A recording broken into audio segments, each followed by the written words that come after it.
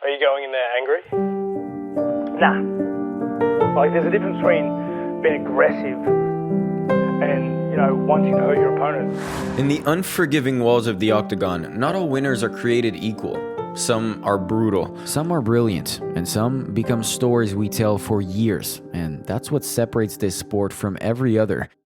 It isn't just about who wins, it's also about the how. There are champions who prepare themselves to win, and there are the other ones who prepare themselves to dominate. I want to win in fashion. Each fighter walks into the cage carrying more than a skill. They carry a philosophy, a creed, a blueprint. Some try to overwhelm you with violence. Some outthink you step by step. Some are smoke and mirrors, flashy, loud, and unforgettable. And some feel like they've already won before the cage door even shuts.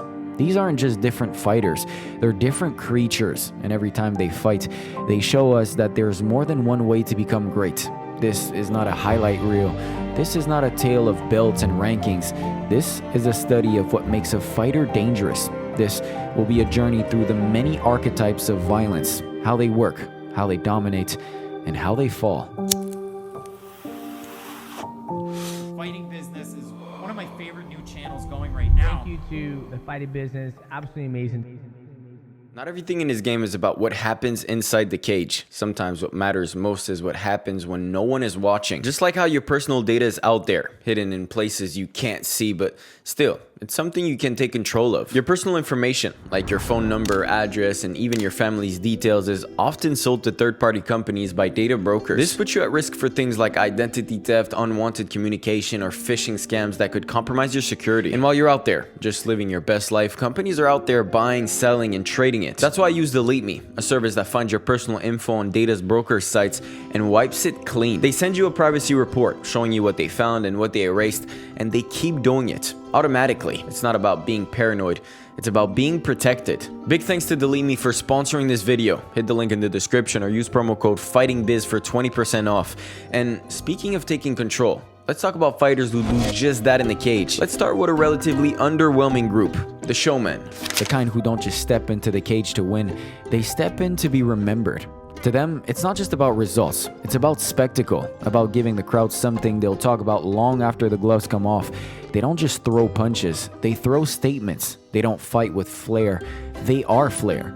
You know the type, the ones who smile mid-fight, slip punches with their hands down, talk trash while bleeding, and somehow make the violence feel fun. What's your end goal? What's your end game, Kevin? Just make a whole bunch of money, and never have to worry. It's like entertain people too. It's like I have a good time. I have a fun time entertaining people. Like Kevin Holland, who once laid flat on his back holding a conversation with Jacare Sosa before launching a KO punch from that exact same position. The same Kevin Holland, who even while getting ragdolled by Derek Brunson for 5 straight rounds, couldn't help but talk trash, crack jokes, and even ask Khabib sitting cage side for wrestling advice. Everybody knows Khabib is just not only the greatest wrestler in the world, but one of the greatest wrestling coaches in the world. But I don't know, you have to stop his wrestling. Winning, optional. Talking, mandatory. And that's what separates the Showmen from everyone else. When they fight, it's not just a contest of skill, it's a performance, a production.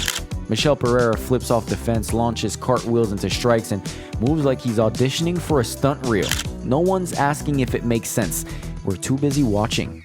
And then there's the kind of showmanship that's smooth, slick, and calculated, like Cody Garbrandt in the prime of his career on that one defining night. Ducking, dodging, dancing in the pocket with his chin up, hands down, smirking in the face of one of the sport's most elusive champions, and then embarrassing him. But what Cody did was stand there in the middle of the octagon for the most part and let Dominic come to him. And as he came in and closed the distance, he landed beautiful counters. An amazing game plan, incredible performance. One of the best performances I've seen definitely all year, if not in the UFC ever. That wasn't just a win. It was a statement dressed as footwork, a career-defining performance in one of the most stylish dismantlings the bantamweight division has ever seen. These are the fighters who make the crowd lean in. They're not always the most technical, definitely not the most disciplined, but they're the least forgettable. They risk it all, not just for the W, but for the moments, for the pop, the clip, the legacy that lives not in rankings, but in highlight reels and crowd reactions. You might out-wrestle them, outbox them, even outthink them, but you will never outstyle them, because for the Showmen, the fight isn't just a contest, it's a stage, and when the lights hit, they'd rather burn bright and crash than fade quietly into a decision loss. They're just flat out entertaining, mediocre maybe, but unforgettable. Now let's flip that. Great, but boring. Have you ever watched a fighter and think, if this guy shows up tonight, it's over? He's so technical, man. On his feet, he's so good. There's some video of him hitting the pads, and it makes you want to quit karate. They're sharp in the gym, sharp on the pads. Teammates talk about them like they're already champions. Say thank you especially for Aljamain Sterling. I think Aljamain Sterling is so much better than Nurmagomedov's wrestling, you know. I believe Aljamain Sterling can beat all the Nurmagomedovs together. Everything they do is clean, explosive, beautiful. If the fight stays in their rhythm, you don't stand a chance. These are the fighters who look like they were built for this, genetically engineered to be one step ahead. Not just fighters, athletes. The kind that makes you feel like you're sparring with someone in another weight class. The kind who moves like characters in video games. Leon Edwards moves like that when he's dialed in. From the outside, he fights like a technician with springs in his legs. You can't get to him. You can't hold him down. And for a while, against guys like RDA, Diaz, and even Kamaru, he made it look like clockwork. Listen, Leon's so dangerous. Yeah. And the fact that Kamaru couldn't take him down in the last fight, that was a big deal. The thing about Leon is you can never sleep. He's so sharp. He's one of the most impressive guys I've ever seen hit the pads. Same with Cyril Gane. When the pace is clean and the cage is spacious, Gane looks like a heavyweight out of a video game. Footwork, range, movements, all flawless. When he danced around Taito Ivasa or picked apart Derek Lewis, it didn't even look like they were in the same sport. He's a big, powerful, badass heavyweight who moves like a middleweight. You saw tonight what he was able to do to Derek Lewis. Made it look easy against a guy who can turn the lights out with one punch. Aljamain Sterling too. When he controls the tempo, gets the back, and starts racking up control time, it's like watching a cardio machine in motion. When he's not pressured, when the fight stays in his structure, he thrives. But that's the catch, isn't it? These guys thrive when the fight is clean, when it's technical, when they get to operate like athletes. You try to match them in a sparring match, try to play their game at their speed, and they will pick you apart, own the distance, shut you down, make you look slow, stiff, and clueless. But the moment the fight turns into something else, the moment someone disrespects the rhythm, that's when things break down. Push them up against the fence, make it ugly, dump them on their head. All that polish, all that technique, gone. And what's left isn't a fighter trying to win, it's an athlete trying to survive. Look at the face of Leon Edwards after round 4 in the first Usman fight, or Gane's face after being brutally bullied by John Jones. Think about what happened when Sterling's takedown stopped working in the first Jan fight. That's not just fatigue, that's frustration. That's the face of someone who realizes the fight stopped being athletic and started being personal. And when that happens, the speed advantage doesn't matter, the physique doesn't matter, the clean technique, the perfect game plan, it all melts away. Because now, they're not in a chess match, they're in a war. You know the type, the ones who show up on fight night like they haven't slept, haven't stretched, and haven't been pain-free in years. Their body, shot. Their technique, secondary. Their mindset, unbreakable. They're not athletes, they're not technicians, they are pure chaos. If the clean-cut fighter is all about control, these guys are the exact opposite, wild, emotional, and built to endure hell, not to avoid damage, but to absorb it. They are the brawlers. Dustin Poirier has been through wars that would retire most men. By the time he fought Khabib, half the world knew his hips were done, his body was failing, but he still cracked the most dominant grappler in MMA with a clean punch and nearly locked up a guillotine. If anything adversity's taught me in the past, is when times are good, be grateful, and when times like this, be graceful. But that's just one page. He went 5 rounds in an all-out brawl with Dan Hooker, a fight that felt like two men emptying everything they had just to stay standing. Win or lose, Poirier never made excuses. No bad camp, no weight cut, no post-fight drama. He just kept showing up and going to war. I'm busted up, man. I actually had a couple x-rays done this morning. Foot is swollen like a balloon. My ankle is huge. You know, bumps and bruises, my hands and my ribs. A little bit of soreness, but I'm good. That's the difference. Leon Edwards might give you 10 reasons why the night didn't go his way. Didn't sleep well, couldn't find the rhythm, altitude, crowd noise, whatever. But a brawler? He'll limp into the cage with a torn ligament and still go out swinging, because excuses don't exist in that mindset, only violence. And Justin Gaethje, He invites violence. Against Rafael Fiziev, he walked into a shootout, took every bomb, and dished out twice as many. Bloodied, battered, smiling. He doesn't run from chaos. He turns it into a weapon. I have no feelings coming in here, and it scares me because I just don't understand why I can't be nervous or scared, but I just love it way too much. Or go back to Robbie Lawler. Mid-fight with Rory McDonald, lips split, nose shattered, standing there staring into the void like he's daring the other guy to quit first. He didn't just win that war, he made it iconic. Paulo Costa isn't subtle either. He fights like a refrigerator with fists, swings wildly, marches forward. Against Romero, it was less of a fight and more of a testosterone experiment gone wrong, and Costa loved every second of it. They are the fighters who don't survive in the fire. They become the fire. They get stronger when they're cracked, more dangerous when they're rocked. They don't panic. They bite down and turn up. You can probably outskill them. You can game plan around them. You can even beat them, but you will never out-tough them. If I had to describe this group, I'd say they are a hybrid, part athlete, part brawler, with something extra. A hidden cheat code. They're not the most physically gifted, they're not the most durable, but what they have, what separates them is their fight IQ, and with that comes adaptability, discipline, and near perfect technique. These fighters don't just survive chaos, they solve it. Islam Makhachev is the modern blueprint. Yes, he's strong. Yes, he's wrestled bears, but what makes him the pound-for-pound best is his ability to break you down in real time, read, react, and rewrite the fight while it's happening. He doesn't need wild swings or highlight moments.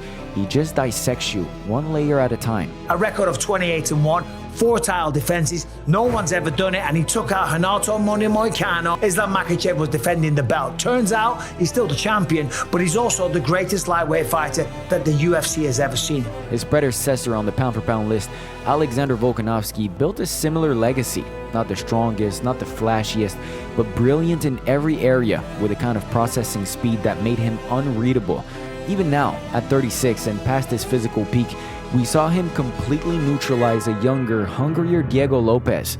Lopez came in with KO power and ambition. Volk met him with composure and clarity, dictating the pace, shutting down every adjustment, and proving that even older, his mind was still elite. Pay-per-view main event, coming off of 2 losses. That was in the back of his head. Am I still the guy? And he is. He reclaimed the throne, used his lead hand very intelligently with his jab, his hooks. An incredible performance, a championship performance. But Volk isn't alone in that mastery. Robert Whittaker has been doing the same thing for years. A technician disguised as a striker, mixing feints, movement, blitzes, and traps like a man 3 moves ahead. Watch his fight with Jared Cannonier, a knockout artist with brutal power. Whittaker never let him set, never let him breathe. He touched, moved, disrupted, until it wasn't even close.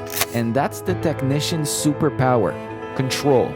It's not about being the strongest or the fastest or even the most dangerous. It's about being the smartest killer in the room.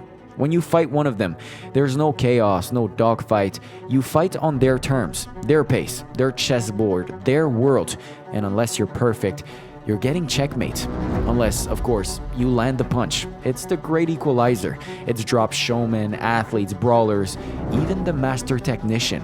But that's what makes the next tier so unsettling. The athletes are built different. The brawlers are wired different. The savants are intellectually different. But these guys, they scare me. I will die to beat you. Know that.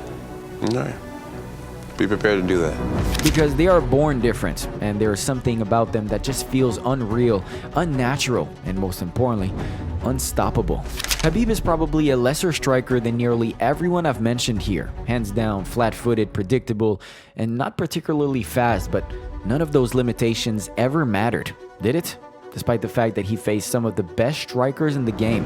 Because once the cage door shut, you knew exactly what was going to happen.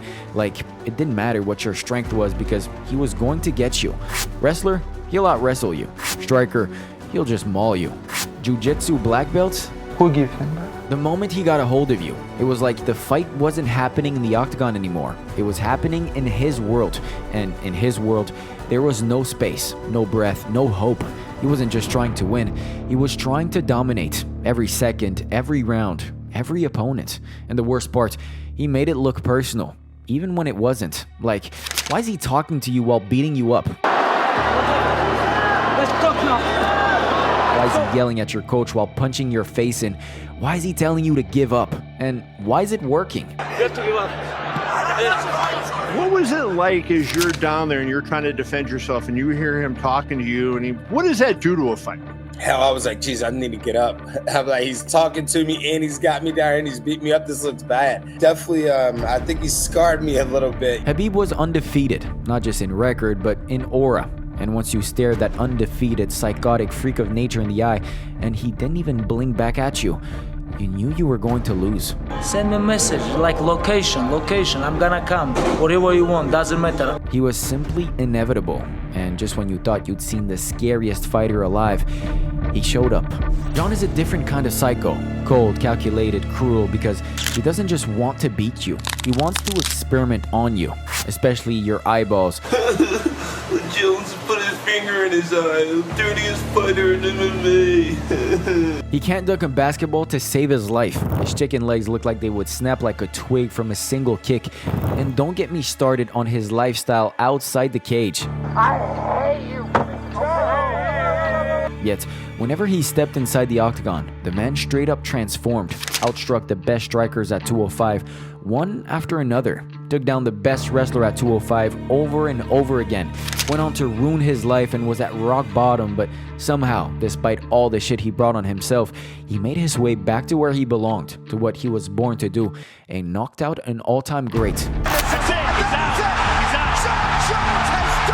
Man, such a beautiful moment. Man, I tell you what, man, anybody at home let yourself down? You let your family down, you let your peers down, your co-workers down, you let yourself down. It's never over.